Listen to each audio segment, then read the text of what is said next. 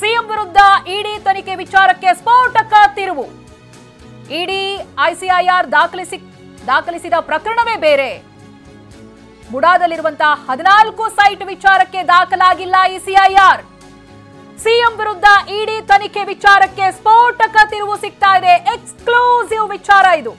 ಇಡಿ ECIR ಏನ್ ದಾಖಲಿಸಿಕೊಂಡಿದೆಯಲ್ಲ ಆ ಪ್ರಕರಣನೇ ಬೇರೆ ಅಂತ ಕಾನೂನು ಬಾಹಿರವಾಗಿ ಮುಡಾ ಹಣ ಬಳಕೆ ಆರೋಪ. ಮುಡಾದಲ್ಲಿದ್ದ 364 ಕೋಟಿ ಕ್ಷೇತ್ರದ ಅಭಿವೃದ್ಧಿಗೆ ಬಳಕೆಯಾಗಿದೆ. ಟಿವಿ9ಗೆ ಇಡಿ ಮೂಲಗಳಿಂದ ಬರ್ತಾ ಇರುವಂತಹ ಎಕ್ಸ್ಕ್ಲೂಸಿವ್ ಮಾಹಿತಿ ಇದು. ವರುಣ ಶ್ರೀರಂಗಪಟ್ಟಣ ಕ್ಷೇತ್ರದ ಅಭಿವೃದ್ಧಿಗೆ ಬಳಕೆ ಆರೋಪ ಕೇಳಿ ಬರ್ತಾ ಇದೆ. ವರುಣ ಶ್ರೀರಂಗಪಟ್ಟಣ ಕ್ಷೇತ್ರದ ಅಭಿವೃದ್ಧಿಗೆ ಈ ಹಣ ಬಳಕೆಯಾಗಿದೆ ಅಂತ ಈ ಬಗ್ಗೆ ಡೀಟೇಲ್ಸ್ ಅನ್ನ ಪಡೆದುಕೊಳ್ತಾ ಹೋಗ್ತೀನಿ. ನಮ್ಮ ಪ್ರತಿನಿಧಿ ಕಿರಣ್ ಸಂಪರ್ಕದಲ್ಲಿದ್ದಾರೆ. ಕಿರಣ್, ಇದೀಗ ಬಹಳ ದೊಡ್ಡ ಟ್ವಿಸ್ಟ್ ಸಿಗ್ತಾ ಇದೆ. ಇಡಿ ಮೂಲಗಳಿಂದ ಬರ್ತಾ ಇರುವಂತಹ ಮಾಹಿತಿ, ಇಸಿಐಆರ್ ದಾಖಲಾಗಿರುವಂತಹ ವಿಚಾರಗಳೇ ಬೇರೆ ಅಂತ ಏನ್ ಸಿಗ್ತಾ ಇದೆ ಇನ್ಸೈಡ್ ಡೀಟೇಲ್ಸ್?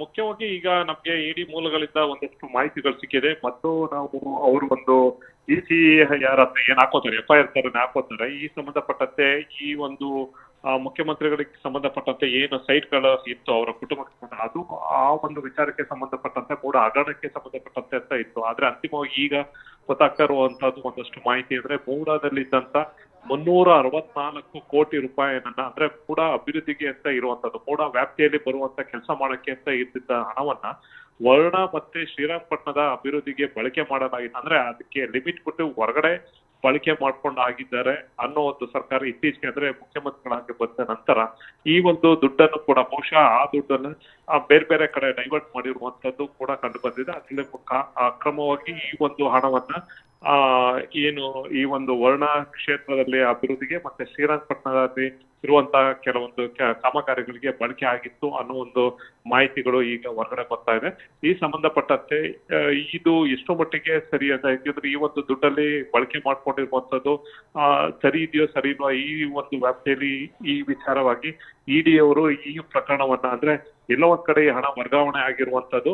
ಯಾಕೆಂದ್ರೆ ಈ ಇಡಿ ಮಾಡ್ಬೇಕಾಗಿರೋದು ಎರಡೇ ವಿಚಾರಕ್ಕೆ, ಅಂದ್ರೆ ಒಂದು ಫಾರಿನ್ ಇನ್ವೆಸ್ಟ್ಮೆಂಟ್ ನಲ್ಲಿ ಇನ್ವೆಸ್ಟ್ಮೆಂಟ್ ಮಾಡುವಂತದ್ದು, ಅದು ಕೂಡ ಒಂದು ನಿಯಮನ ಉಲ್ಲಂಘನೆ ಮಾಡಿ ಇನ್ವೆಸ್ಟ್ಮೆಂಟ್ ಮಾಡುವಂತದ್ದು, ಅದು ಒಂದು ಇಡಿ ತನಿಖೆ ಮಾಡುತ್ತೆ. ಅಥವಾ ದೇಶದ ಒಳಗಡೆ ಅಂದ್ರೆ ಅಕ್ರಮ ಹಣ ವರ್ಗಾವಣೆ ಅಂದ್ರೆ ಈ ಒಂದು ಕಪ್ಪು ಹಣವನ್ನ ವರ್ಗಾವಣೆ ಮಾಡುವಂತದ್ದು, ಈ ಒಂದು ವಿಚಾರಕ್ಕೆ ಸಂಬಂಧಕ್ಕೆ ಮಾತ್ರ ಅವರು ತನಿಖೆ ಮನಿ ಲ್ಯಾಂಡ್ರಿಂಗ್ ತನಿಖೆ ಮಾಡಕ್ಕೆ ಮಾತ್ರ ಈ ಒಂದು ಸಾಧ್ಯ ಆಗುವಂಥದ್ದು. ಆದ್ರೆ ಈ ಒಂದು ಸೈಟ್ ವಿಚಾರದಲ್ಲಿ ಯಾವುದೇ ರೀತಿಯ ಹಣ ವರ್ಗಾವಣೆ ಆಗಿಲ್ಲ. ಯಾಕೆಂತಂದ್ರೆ ಮುಖ್ಯವಾಗಿ ಸಂಬಂಧಪಟ್ಟಂತೆ ಅವರ ಜಮೀನಿಗೆ ಕಳ್ಕೊಂಡು ಪರ್ಯಾಯವಾಗಿ 14 ಸೈಟ್ಗಳನ್ನು ಪಡ್ಕೊಂಡು ಇಲ್ಲಿ ಹಣ ವ್ಯವಹಾರ ಆಗಿಲ್ಲ. ಆದ್ರೆ ಇದೀಗ ಇಡಿ ಅವರು ತನಿಖೆ ಮಾಡ್ತಾ ಇರುವಂತ ಕೂಡದಲ್ಲಿರುವಂತಹ ಹಣವನ್ನ ಅದು ಬೇರೆ ಕೆಲಸಕ್ಕೆ ಕಾರ್ಯಗಳಿಗೆ ಅಂದ್ರೆ ಅದು ವ್ಯಾಪ್ತಿ ಬಿಟ್ಟು ಬೇರೆ ಕ್ಷೇತ್ರಗಳಿಗೆ ಇದು ಬಳಕೆ ಮಾಡ್ಕೊಂಡಿರುವಂತದ್ದು ಕಂಡು ಬರ್ತಿದೆ. ಅದು ಅಕ್ರಮವಾಗಿ ಮಾಡ್ಕೊಂಡಿದ್ದಾರೆ ಅನ್ನೋ ವಿಚಾರವಾಗಿ ಇಡಿ ಈ ಒಂದು ತನಿಖೆಗೆ ಪ್ರಾಥಮಿಕ ತನಿಖೆ ಕೈಗೊಂಡಿದೆ ಅನ್ನೋ ಒಂದು ವಿಚಾರ ಈಗ ಹೊರಗಡೆ ಬರ್ತಾ ಇದೆ. ಎಸ್ ಕಿರಣ್, ಇಲ್ಲಿ ವಾಲ್ಮೀಕಿಯ ಹಣ ಕೂಡ ಬೇರೆ 5 ಯೋಜನೆಗಳೇನಿದೆ ಪಂಚ ಯೋಜನೆಗಳು ಅದಕ್ಕೆ ಬಳಸ್ಕೊಂಡ್ರು ಅಂತ ಹೇಳುವಾಗ ಆರೋಪಗಳು ಕೇಳಿ ಬಂದಾಗ ಸಿಎಂ ಅವರು ಹೇಳಿದ್ರು ಆ ರೀತಿ ಬಳಸ್ಕೊಂಡ್ರೆ ತಪ್ಪೇನು ಅಂತ.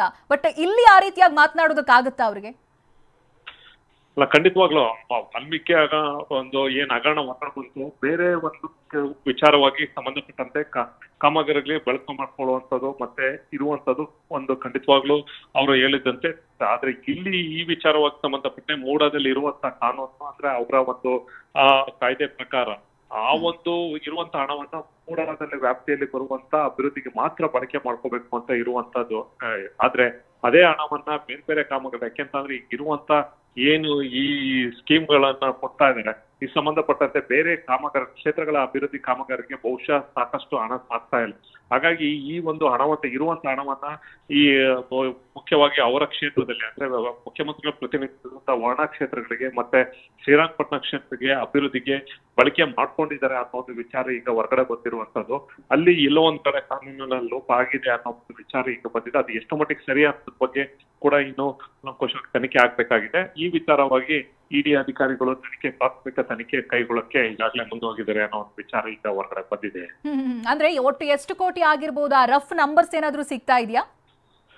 ಈಗ ಸಿಕ್ಕಿರುವಂತ ಮಾಹಿತಿ ಪ್ರಕಾರ ಸುಮಾರು 364 370 ಕೋಟಿ ಏನ್ ಹಣ ಇತ್ತು ಅದು ಬೇರೆ ಕಡೆಗೆ ಮೊಳಕೆ ಡೈವರ್ಟ್ ಆಗಿರುವಂತದ್ದು ಈಗ ಕಂಡು ಬರ್ತಾ ಇದೆ.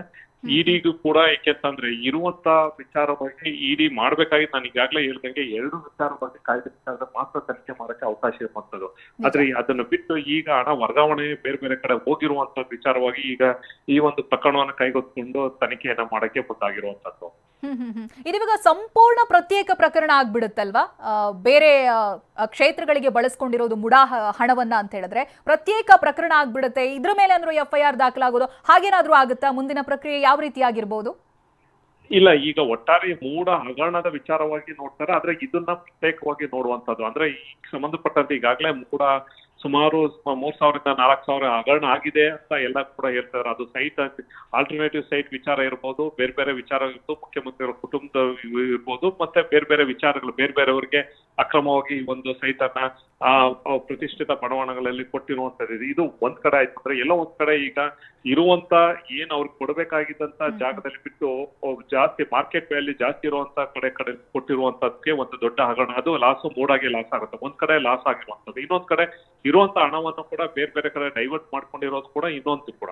ಹಾಗಾಗಿ ಇವೆಲ್ಲವೂ ಕೂಡ ಕಂಪ್ಲೀಟ್ ಆಗಿ ನೋಡುವಂತ ಇದು ಈ ಒಂದು ಇಟ್ಕೊಂಡು ಅಂದ್ರೆ ಈ ಒಂದು ಹಣವನ್ನು ಇದನ್ನ ಬೇರೆ ಕಡೆ ಡೈವರ್ಟ್ ಮಾಡಿರುವಂತ ವಿಚಾರ ಒಂದಿಟ್ಕೊಂಡು ತನಿಖೆಯನ್ನ ಆರಂಭ ಮಾಡ್ತಾರೆ. ಬಹುಶಃ ಅದು ಮುಂದೆ ಹಂತವಾಗಿ ಬೇರೆ ಬೇರೆ ಹೋಗುವಂತ ಸಾಧ್ಯತೆ ಇದೆ. ಥ್ಯಾಂಕ್ ಯು ಕಿರಣ್ ಅವರೇ ಡೀಟೇಲ್ಸ್ಗಾಗಿ.